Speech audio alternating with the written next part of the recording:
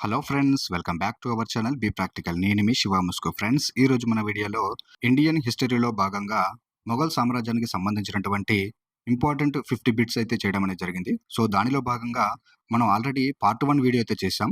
So మీలో ఎవరైనా చూడనట్లయితే ఆ వీడియో లింక్ వచ్చేసి ఈ వీడియో కింద డిస్క్రిప్షన్లో ఇస్తాను. అలాగే ఇప్పుడు వచ్చేసి మనం పార్ట్ 2 వీడియో అయితే చేయడం జరుగుతుంది.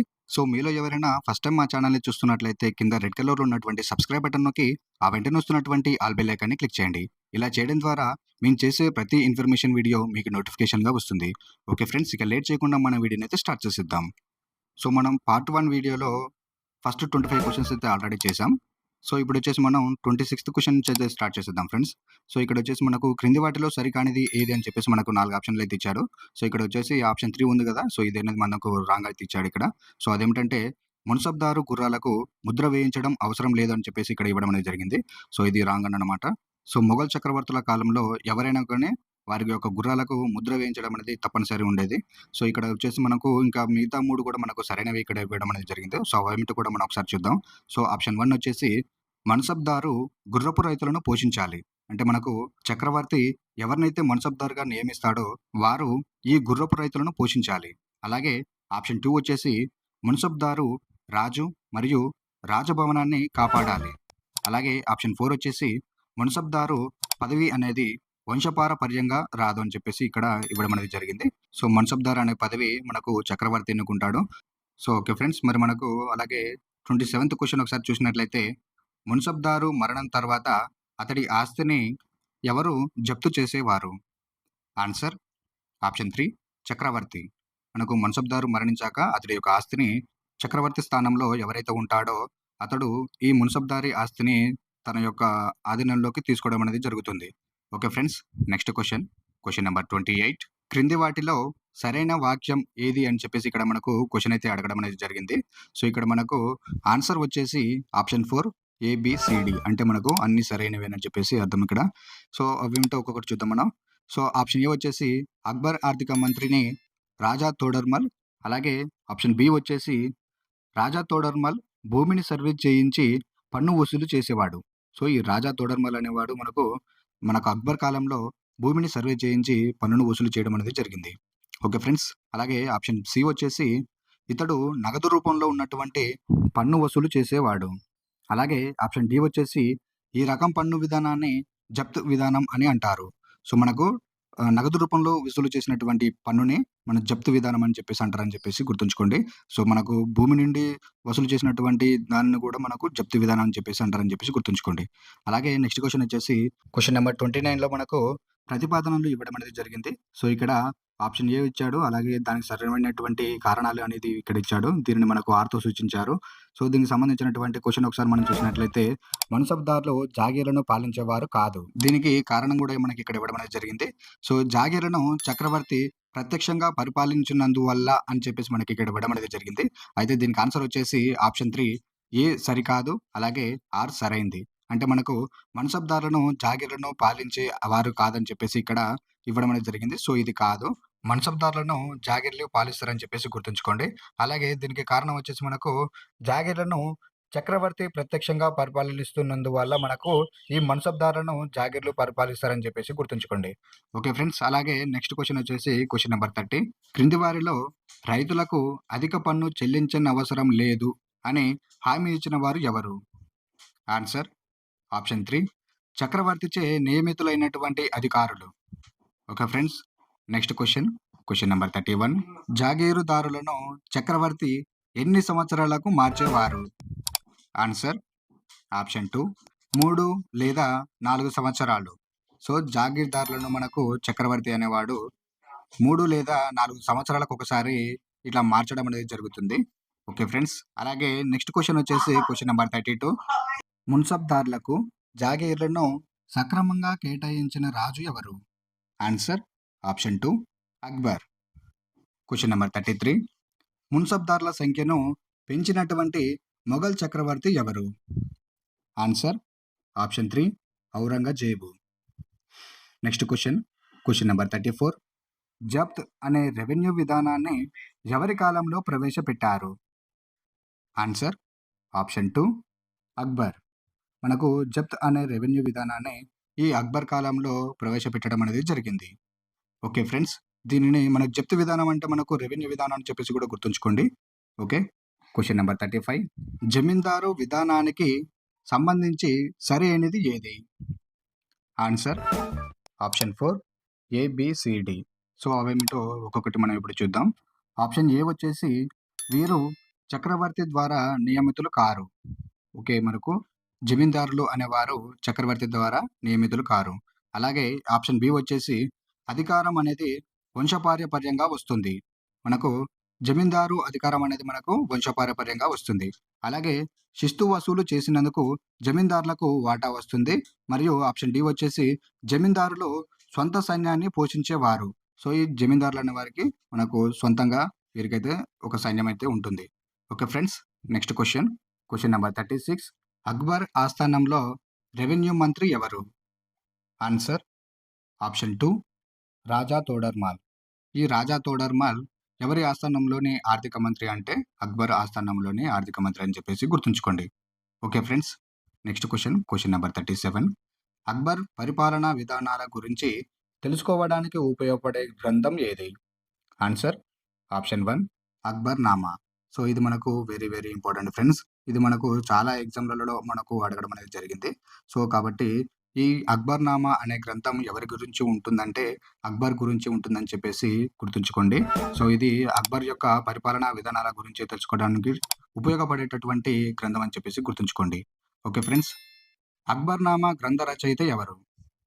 Answer option 2 Abul Fazal.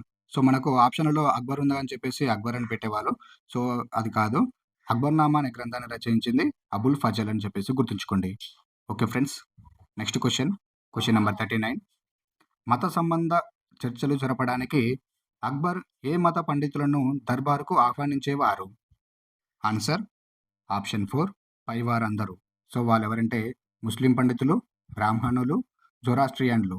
So, వీళ్ళందరినీ కూడా మనకు అక్బర్ తన దర్బారుకు ఆహ్వానించి మత సంబంధమైనటువంటి చర్చలు జరిపేవాడని చెప్పేసి ఇక్కడ మనకు చరిత్రలో నిలిచిపోయాడు. సో, అలాగే నెక్స్ట్ క్వెషన్. క్వెషన్ నంబర్ 40 వచ్చేసి అక్బర్ విధానాల్లో ఒకటైనటువంటి సుల్హ్-ఇ కుల్ అంటే ఏమిటి అని చెప్పేసి ఇక్కడ ఇవ్వడం అనేది జరిగింది. ఆన్సర్ ఆప్షన్ 2 ప్రపంచ శాంతి. సుల్హ్-ఇ కుల్ అంటే ప్రపంచ శాంతి అని అర్థం. Okay friends. Next question. Question number 41 సుల్హ్-ఇ కుల్ విధానం అమలు పరచడంలో అక్బర్‌కి సహాయపడిన వారు ఎవరు? Answer option 2 Abul Fazal. ఇతను మనకు అక్బర్ నామా అనే గ్రంథాన్ని రచించాడని చెప్పేసి కూడా గుర్తుంచుకోండి. Okay friends. Next question. Question number 42 సున్నీ మత విధానాలు అవలంబించిన మొఘల్ చక్రవర్తి ఎవరు? Answer option 3 Aurangzeb. Okay friends. Next question. Question number 43 Mughal సామ్రాజ్యంలో షాజహాన్ కాలంలో మున్సబ్దారుల సంఖ్య ఎంత అని చెప్పేసి ఇక్కడ అడగడం అనేది జరిగింది. సో, దీనికి ఆన్సర్ వచ్చేసి ఆప్షన్ 1 8000. సో, మనకు మొఘల్ చక్రవర్తి అయినటువంటి షాజహాన్ కాలంలో ఈ మున్సబ్దారుల సంఖ్య వచ్చేసి 8000గా ఉండేది. Okay friends. Next question. Question number 44 Mughal సామ్రాజ్యం ఏ శతాబ్దంలో పతనమైంది? ఆన్సర్ 18వ శతాబ్దం. Next question.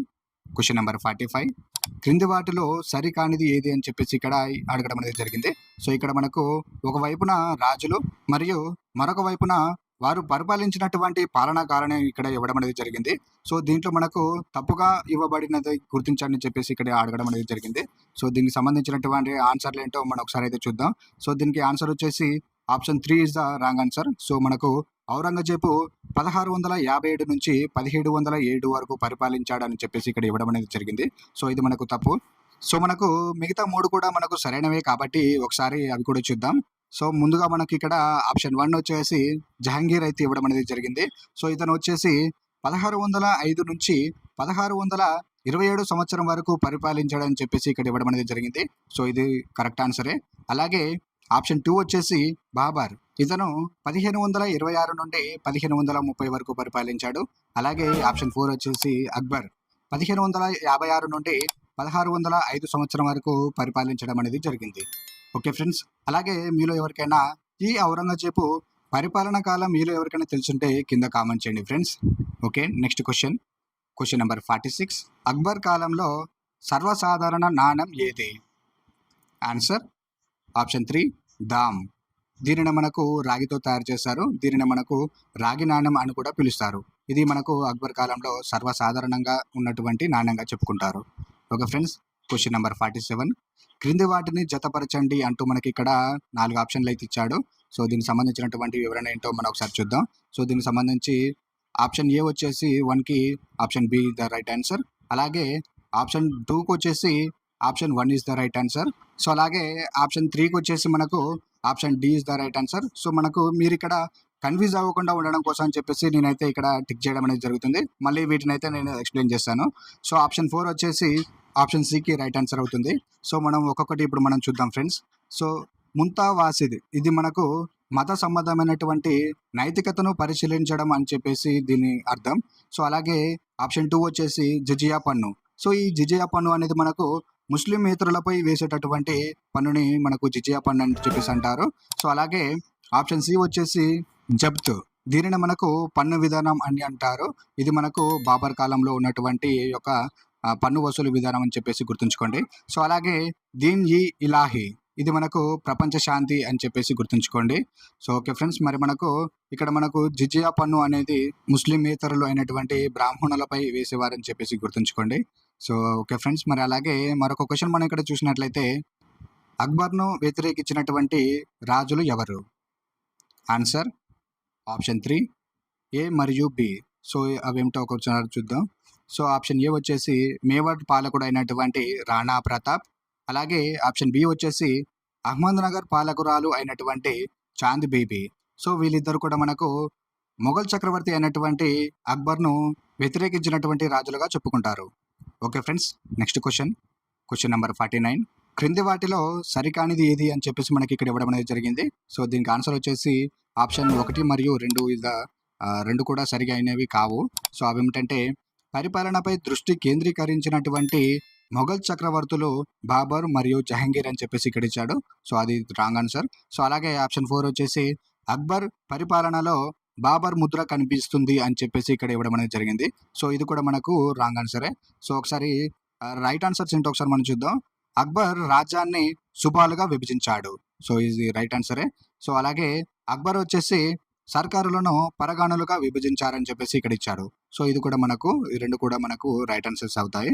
So okay friends, అలాగే మరి నెక్స్ట్ క్వశ్చన్ నెంబర్ 50 వచ్చేసి క్రింది వాటిలో భిన్నమైనది ఏది అని చెప్పేసి ఇక్కడ మనకు అడగడం అనేది జరిగింది. సో ఆన్సర్ వచ్చేసి మనకి ఇక్కడ ఆప్షన్ 3 వచ్చేసి మదురై. సో అదేమిటో ఒక్కొక్కటి మనం చూద్దాం ఎందుకో ఇది మదురై. సో ఆప్షన్ ఏ వచ్చేసి ఆగ్రా, చిత్తోడ్ మరియు కాశ్మీర్. ఈ 3 కూడా మనకు ఉత్తర భారతదేశానికి సంబంధించినటువంటి రాజ్యాలుగా చెప్పుకోవచ్చు. సో అలాగే ఆప్షన్ 3 వచ్చేసి మదురై ఉంది కదా. సో ఈ మదురై అనేది మనకు దక్షిణ భారతదేశంలో ఉన్నటువంటి ఒక రాజ్యం కాబట్టి మనకు ఈ 4 ఆప్షన్లలో మనకు ఈ మదురై అనేది భిన్నమైనదిగా మనం చెప్పుకోవచ్చు. ఓకే ఫ్రెండ్స్, మరి ఈ రోజుకైతే వీడియో అంతే అండ్ వీడియో అయితే మీకు నచ్చింది అనుకుంటున్నాను. అలాగే ఇంకా ఎవరైనా మన ఛానల్ని సబ్స్క్రైబ్ చేసుకోకుండా చూస్తున్నట్లయితే కింద రెడ్ కలర్లో ఉన్నటువంటి సబ్స్క్రైబ్ బటన్ నొక్కి ఆ వెంటనే వస్తున్నటువంటి ఆల్ బెల్ ఐకాన్ని క్లిక్ చేయండి. సో అలాగే మొఘల్ సామ్రాజ్యానికి సంబంధించినటువంటి పార్ట్ 1 వీడియో ఈ వీడియో కింద డిస్క్రిప్షన్లో మరియు వీడియో ఎండ్ స్క్రీన్లో ఇవ్వడం అనేది జరిగింది. ఒకసారి వెళ్ళి చూడండి. Okay friends, and thank you for watching and have a nice day.